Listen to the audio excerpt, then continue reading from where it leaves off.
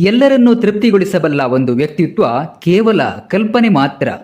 ದೋಷವಿಲ್ಲದ ವ್ಯಕ್ತಿ ಎನ್ನುವುದು ಒಂದು ಮರೀಚಿಕೆ.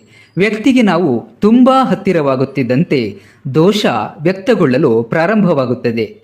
ಒಂದಿಷ್ಟು ಅಂತರ ಕಾಯ್ದುಕೊಂಡ ಸಂಬಂಧದಲ್ಲಿ ಇರುವ ಸುಖ ಹೆಚ್ಚು ಹತ್ತಿರವಾಗಿ ಬದುಕಬೇಕಾಗಿ ಬಂದಾಗ ಇಲ್ಲವಾಗುತ್ತದೆ.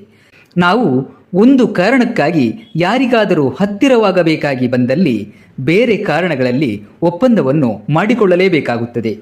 ಪ್ರತಿಯೊಂದು ಜೀವರಾಶಿ ಭಿನ್ನತೆಯನ್ನು ಪಡೆದಿರುತ್ತದೆ. ಒಂದೇ ಮರದ ಯಾವುದೇ ಎರಡು ಎಲೆಗಳು ಒಂದೇ ರೀತಿಯಾಗಿ ಇರಲು ಸಾಧ್ಯವಿಲ್ಲ. ಆದ್ದರಿಂದ ಸಮಗ್ರ ಮಾನವ ಸಮೂಹವನ್ನು ಒಂದೇ ನಿಯಮದಡಿಯಲ್ಲಿ ತುಲನೆ ಮಾಡುವುದು ಅರ್ಥವಿಲ್ಲದ ಮಾತು.